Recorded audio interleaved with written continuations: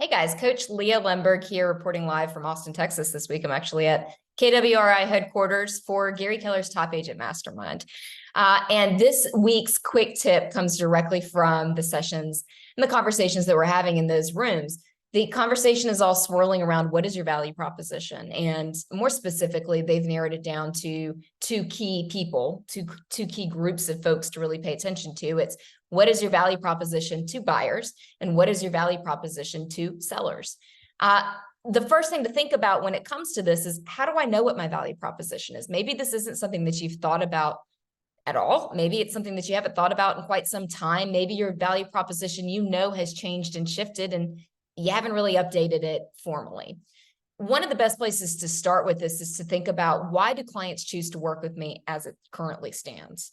If our goal is to have buyers and sellers clamoring to work with us and only us, let's figure out why the people who clamored to work with us in the first place chose us.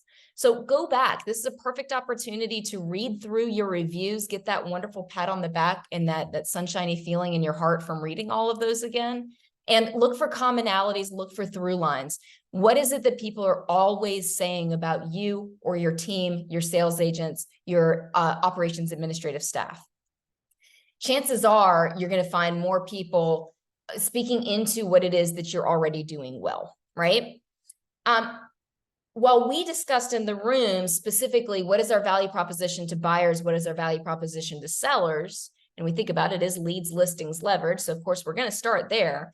It's also worth considering, at least, what is my value proposition to my team members? Why should someone want to work for me or with me?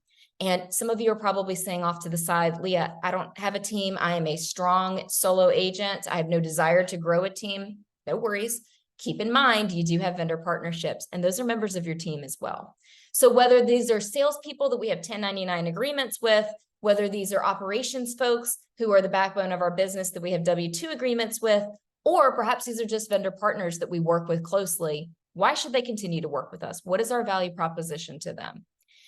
Once we have clarity around what our value proposition is for buyers, sellers, vendor partners, and team members, they may all be the exact same thing. There may be wild differences amongst the groups. There may be some slight nuances amongst the groups. But once we have clarity around that, the question I have is, where do you have that documented? Is there a living document that actually says, this is what I provide in these areas to my buyers, sellers, team members, and vendor partners, such that you could review it? Yes, I said review it. That's the fourth bit here, is, do we actually review the document once it's written down?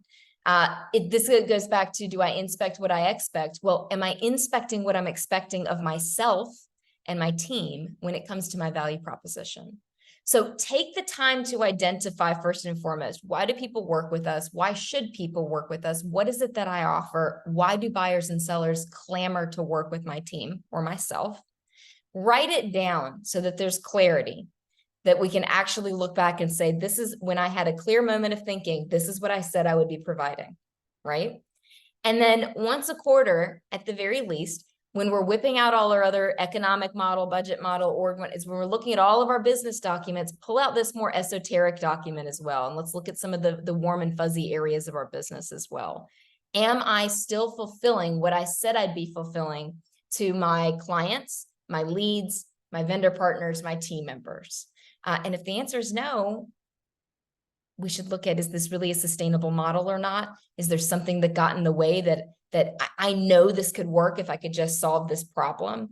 And talk through that with your coach. If it was important to you at one point, chances are it's still probably a good idea, probably. And there's a way that we can work through it to make it a more effective game plan. So there's your quick tip of the week.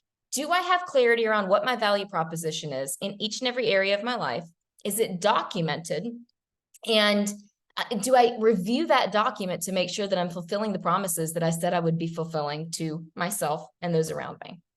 So take some time and review that this fourth quarter while we still have time to make adjustments to our 2024 game plan, and go into 2024 with yourself and your team members, if they exist, with extreme confidence about what it is that you're offering your community of clients.